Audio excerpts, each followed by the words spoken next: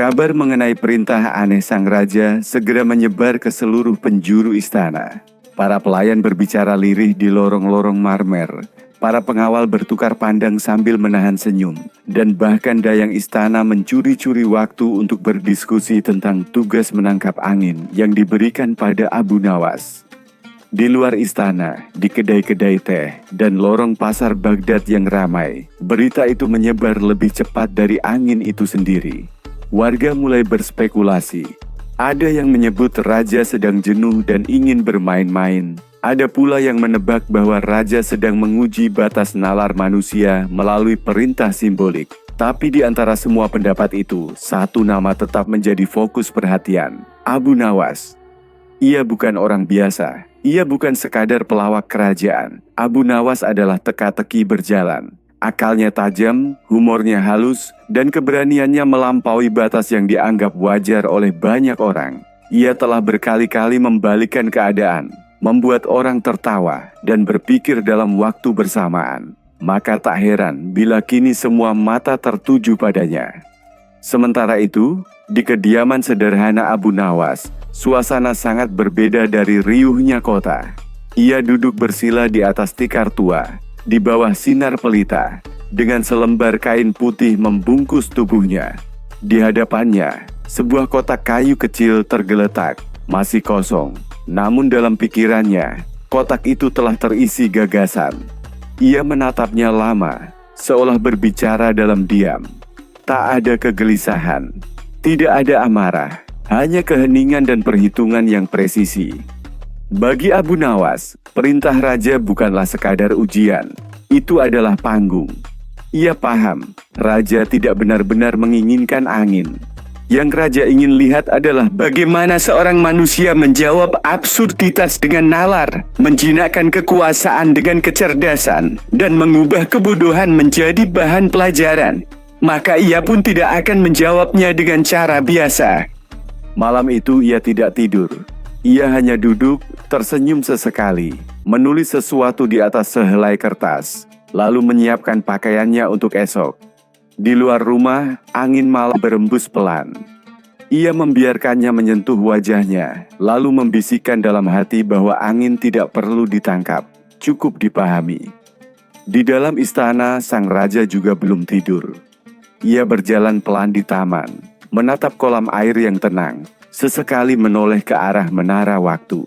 Meskipun tampak tenang, pikirannya penuh dengan bayangan Abu Nawas.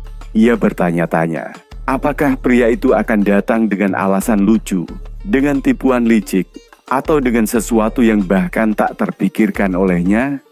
Bagi sang raja, perintah aneh ini adalah permainan.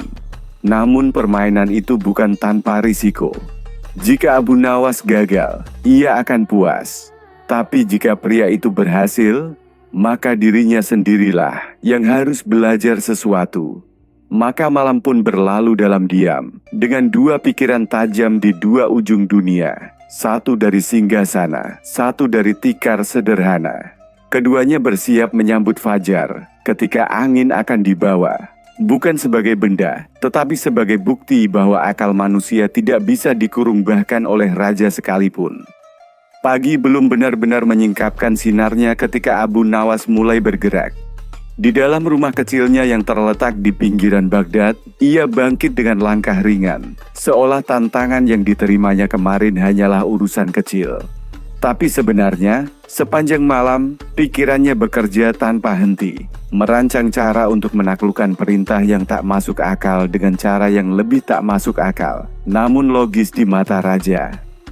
Di hadapannya, sebuah kotak kayu sederhana telah disiapkan. Kotak itu tidak istimewa, terbuat dari papan tua, sedikit goresan di sudutnya, dan engsel berderit yang seolah sudah lama tidak disentuh. Namun justru kesederhanaan itulah yang akan menjadi senjatanya. Di tangan Abu Nawas, bahkan benda biasa bisa berubah menjadi simbol kecerdasan. Ia membuka kotak itu perlahan, menatap ruang kosong di dalamnya dan tersenyum. Baginya, kekosongan bukan kelemahan. Kekosongan adalah ruang untuk makna. Ia kemudian menutupnya kembali dengan hati-hati, menguncinya, dan menyelimutinya dengan selembar kain putih bersih. Sebelum berangkat, ia memandangi langit pagi Baghdad. Angin bertiup pelan, membelai dedaunan, dan menyapu jalan-jalan kota. Ia tidak mengejarnya, ia hanya memahaminya. Di jalan menuju istana, Abu Nawas berjalan tanpa terburu-buru. Warga yang melihatnya mulai berkerumun. Mereka penasaran, berharap menyaksikan keajaiban atau kejenakaan. Beberapa bahkan mengikuti dari kejauhan, seperti iring-iringan diam-diam dari rakyat yang tak sabar ingin tahu, apakah orang ini benar-benar membawa angin? Di dalam istana, suasana jauh lebih serius. Raja Harun al-Rasyid telah duduk di singgasananya, mengenakan jubah kebesaran dan mahkota emas. Di sekelilingnya, para menteri dan pejabat istana berdiri dalam formasi teratur, menanti dengan penuh antisipasi. Perintah telah dikeluarkan, dan kini semua mata menanti. Apakah Abu Nawas akan benar-benar membawa sesuatu, atau akhirnya menyerah seperti manusia normal lainnya? Penjaga mengumumkan kedatangannya. Suara langkah Abu Nawas yang lembut terdengar menggema di aula besar istana. Di tangannya, kotak kayu itu tampak kecil, bahkan tak berarti, jika dibandingkan dengan bangunan megah dan segala simbol kekuasaan di sekelilingnya. Namun langkahnya tetap mantap, penuh percaya diri, seolah ia membawa benda paling berharga di dunia. Sampai di hadapan raja, ia meletakkan kotak itu dengan penuh kehati-hatian di atas meja persembahan istana. Ruangan itu menjadi senyap. Semua menunggu, menahan napas, menanti kebenaran atau kegagalan. Namun yang terjadi bukan ledakan, bukan keajaiban, dan bukan pula sihir. Yang terjadi adalah kesunyian. Sebuah kotak kosong yang justru mengandung jawaban paling masuk akal bagi perintah yang tak masuk akal. Raja menatap kotak itu dengan campuran rasa ingin tahu dan geli. Ia tahu, Abu Nawas tidak sedang mempermainkannya. Justru sebaliknya, pria itu sedang menjawab tantangan besar dengan cara paling halus, menawarkan kekosongan sebagai bentuk pemahaman bahwa angin tidak bisa ditangkap, namun bisa dihadirkan secara simbolik, dan bahwa kekuasaan, betapapun tingginya, tetap tunduk pada logika dan imajinasi manusia. Para menteri terdiam, beberapa menahan senyum, beberapa terlihat bingung. Tapi di benak mereka, satu kalimat bergema. Hanya Abu Nawas yang bisa menjawab kebodohan dengan kebijaksanaan. Dan saat pagi hari itu berakhir, semua orang sadar bahwa hari itu bukan tentang angin, bukan tentang kotak, bahkan bukan tentang perintah. Hari itu adalah tentang akal sehat dan bagaimana seseorang yang sederhana bisa menaklukkan kekuasaan dengan kelembutan pikirannya. Kotak kecil itu tergeletak tenang di atas meja persembahan istana. Bentuknya sederhana, warnanya pudar, tanpa ukiran atau kemewahan. Namun di dalam keheningan ruangan megah itu, kotak kayu biasa itu seolah menjadi pusat alam semesta. Semua mata tertuju padanya, semua pikiran bergulat mencoba menafsirkan maknanya, dan semua harapan atau keraguan tergantung pada apa yang akan terjadi selanjutnya. Raja Harun al-Rasyid memandangi kotak itu dengan penuh kehati-hatian. Tak ada gerakan tergesa, tak ada komentar. Ia hanya duduk, menyelami keheningan, membiarkan suasana menjawab sebelum bibirnya sempat berkata. Di sekitarnya, para menteri dan bangsawan tak berani bersuara. Bahkan suara burung merpati di jendela istana pun terdengar lebih nyaring dari biasanya. Apa yang dihadirkan Abu Nawas bukanlah pertunjukan luar biasa atau trik silap mata. Ia tidak membawa embusan angin dalam botol kaca, tidak pula menyulap debu menjadi badai. Yang ia hadirkan hanyalah simbol kosong, dan itulah yang justru mengguncang logika semua yang hadir. Perintah sang raja adalah menangkap angin. Tugas yang tidak masuk akal, bahkan oleh ukuran seorang raja sekalipun. Namun justru dalam ketidakmasukakalan itulah jawaban paling bijak ditemukan. Abu Nawas tidak mencoba menentang absurditas dengan perlawanan kasar. Ia memilih untuk menanggapi perintah itu dengan cermin. Bahwa angin tak bisa digenggam, namun bisa diwakili, bisa dihadirkan melalui gagasan. Kotak itu, meskipun kosong secara fisik, justru berisi penuh secara makna. Ia mengandung pemahaman pemikiran, bahkan keberanian untuk menjawab kekuasaan bukan dengan keajaiban, melainkan dengan akal sehat yang bersinar melalui kesederhanaan. Beberapa menteri yang lebih tua mulai menyadari kedalaman dari apa yang mereka saksikan. Di balik keluguan, tersembunyi ketajaman nalar yang menembus batas logika kekuasaan. Seorang menteri muda bahkan mencatat diam-diam, meyakini bahwa peristiwa ini akan tercatat dalam sejarah istana sebagai momen di mana seorang rakyat jelata menyajikan filosofi besar dalam sebuah kotak kecil. Sementara itu, Raja Harun masih bergelut dengan pikirannya sendiri. Ia sadar bahwa dirinya sedang diuji balik oleh Abu Nawas. Perintah yang semula ia berikan dengan maksud menghibur diri dan menjatuhkan tantangan, kini berubah menjadi pelajaran yang tak disangka.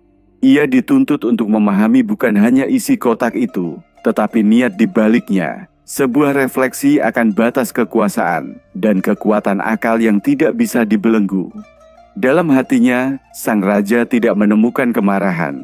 Yang ia temukan adalah kekaguman, sebab dalam dunia yang penuh kemewahan, tipu daya, dan politik istana, masih ada satu manusia yang mampu menjawab kezaliman halus dengan kecerdikan elegan. Kotak itu tidak dibuka dengan tergesa. Sebaliknya, ia menjadi simbol yang dibiarkan tetap tertutup, sebagai bentuk penghormatan terhadap ide yang lebih besar dari isinya. Angin mungkin tidak pernah benar-benar masuk ke dalam kotak itu, tapi pemahaman tentang makna perintah, keindahan akal, dan seni menantang kekuasaan, semuanya telah hadir di ruang megah itu, bersama Abu Nawas dan kesunyian kotaknya. Dan dari peristiwa ini, satu hal menjadi terang. Dalam dunia di mana kekuatan dan titah menjadi alat utama, tetap akan selalu ada tempat untuk mereka yang membawa senjata berupa logika, humor, dan keberanian berpikir berbeda. Hari itu, angin memang tidak terlihat, tapi akal Abu Nawas telah membuktikan dirinya lebih kuat dari semua tiupan badai. Hari itu, setelah keheningan panjang yang menyelimuti aula istana, sesuatu mulai berubah.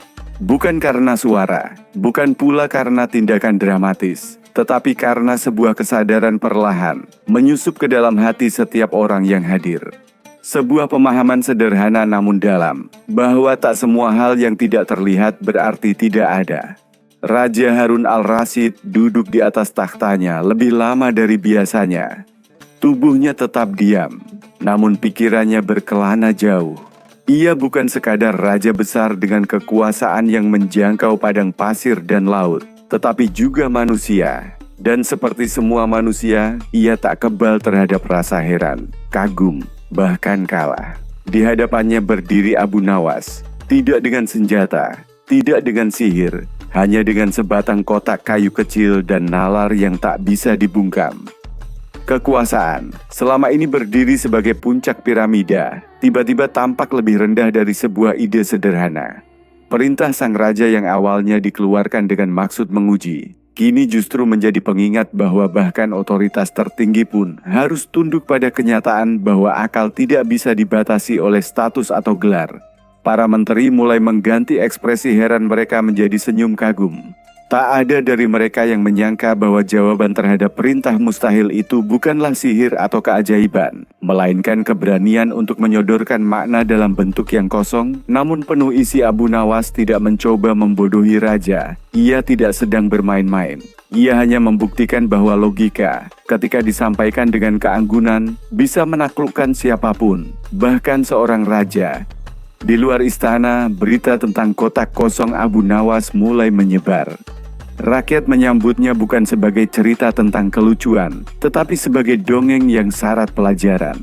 Anak-anak duduk bersila mendengarkan para penutur kisah bercerita tentang seorang pria cerdik yang menghadapi tantangan mustahil dan membalasnya dengan pemikiran. Di warung-warung, para pedagang memperbincangkan kisah itu bukan hanya karena hiburannya, tapi karena nilai yang dikandungnya. Bahwa kekuatan sesungguhnya bukan pada otot atau harta, melainkan pada ketajaman akal. Sementara itu, di istana, sang raja akhirnya berdiri. Ia tidak berbicara lantang. Ia tidak marah dan tidak juga memberikan pujian dengan berlebihan.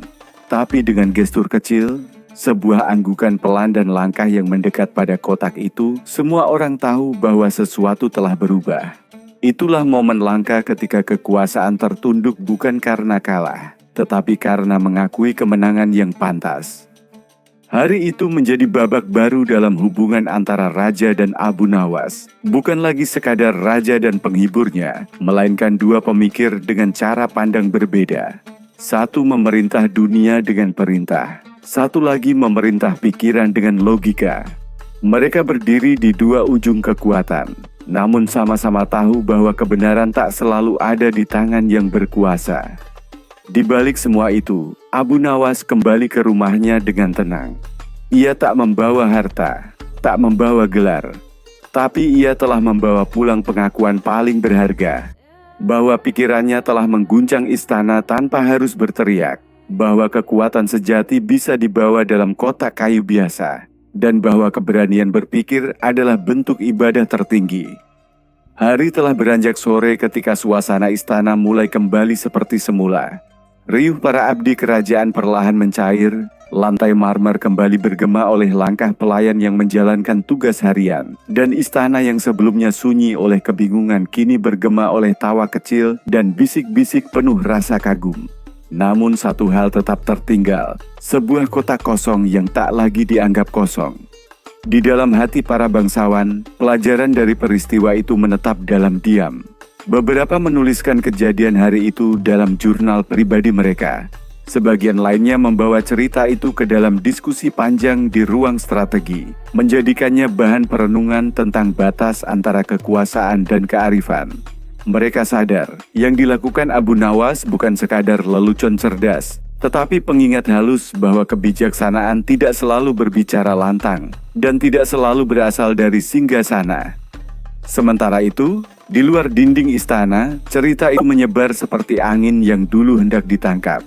Di sudut-sudut pasar Baghdad, para pengemis dan pedagang kecil membicarakan kisah Abu Nawas dengan senyum lebar.